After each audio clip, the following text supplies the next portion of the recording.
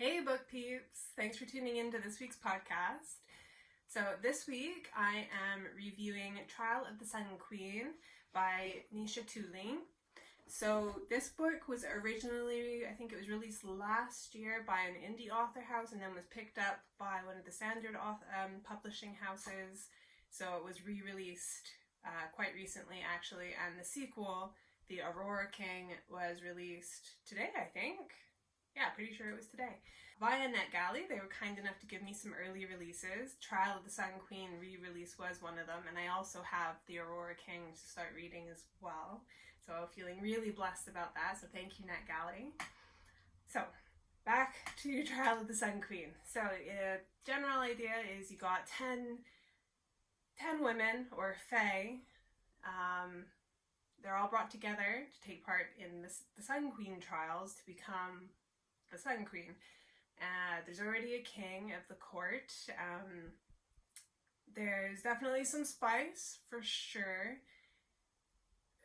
The trials are quite brutal. You have the main character, Lore. She's feisty. I do quite like her. The book starts off in like a prison camp of sorts, so you're really going to feel some Throne of Glass vibes, as well as the trials itself, because they're physical and mentally challenging and cutthroat. Like these challenges can kill the contestants of this book, or this challenge, should I say. It's yeah. And then you have the different courts. Obviously you have the Sun Court, and then you have like the Aurora Court.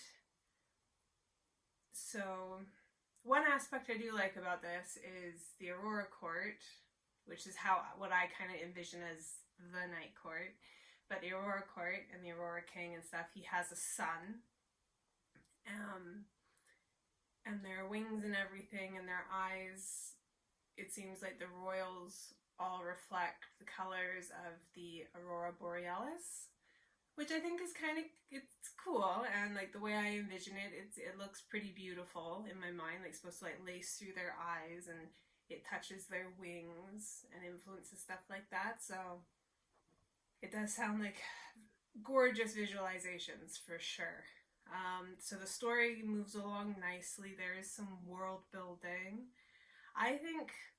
I'm pretty sure there's like a slow burn enemies to lovers, but it's hinted at in the Sun Queen trials, but I think it's gonna start picking up more in the rule of the Aurora King, between the son of the Aurora King and Lore, even though they're like they're enemies. The Aurora King, it seems like he like slaughtered Lore's whole family, and there's some big secret about Lore's family and this red jewel that she has.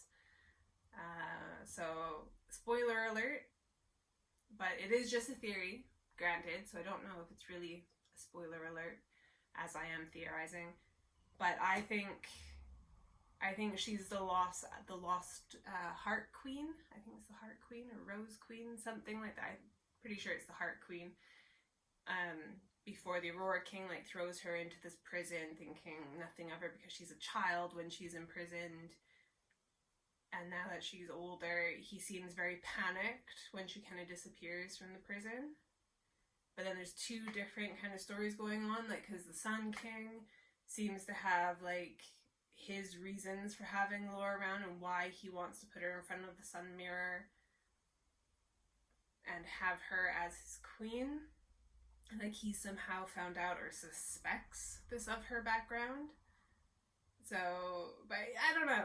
I thought from the beginning, as soon as the Sun King came into it, like, you know, he's a little overzealous with Lore and like helping her through the trials and everything.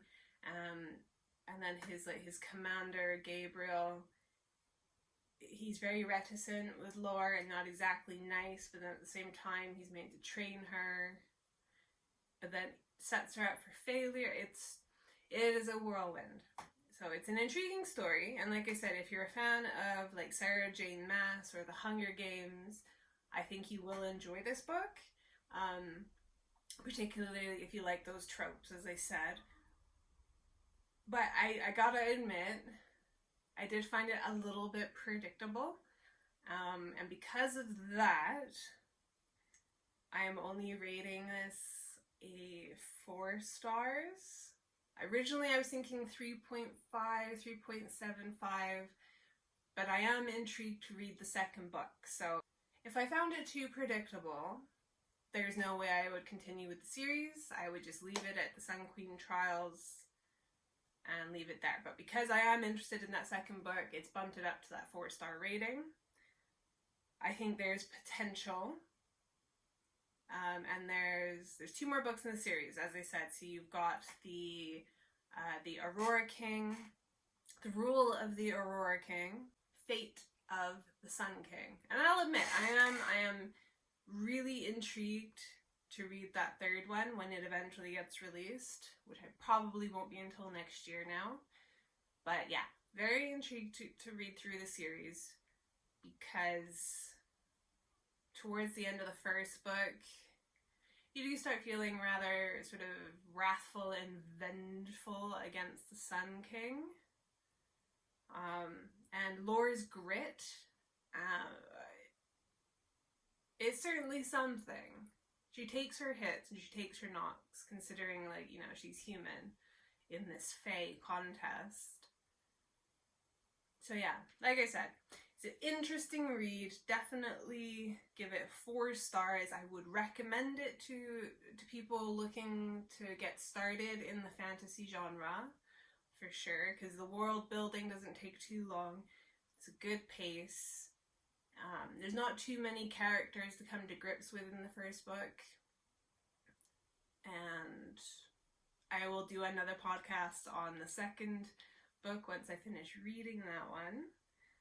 So yeah, thank you so much for tuning in, and please remember to hit that subscribe button and the like button. These are all free ways that you can support me and my channel, and it would be so very much appreciated.